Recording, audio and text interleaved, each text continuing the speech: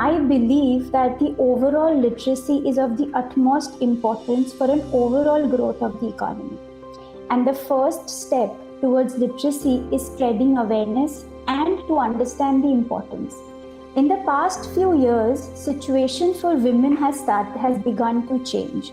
People have started to realize the potential in women, and therefore people believe that the future is female. That only 27% of Indians are financially literate. We have a long way to make India financially literate, and I believe, and this can be done by introducing financial literacy at a very basic level, which is from school. Women tend to feel underconfident and nervous whenever the topic of money or finance is brought up. Even if they had questions, even if they had opinions, the majority of the women tend to step back. This is because they lack confidence on the topic, which is directly related to the lack of financial awareness and financial literacy on the topic.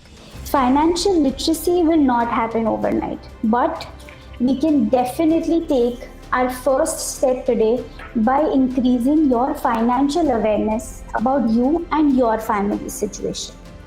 Because we at LakshMe do believe that the future is female.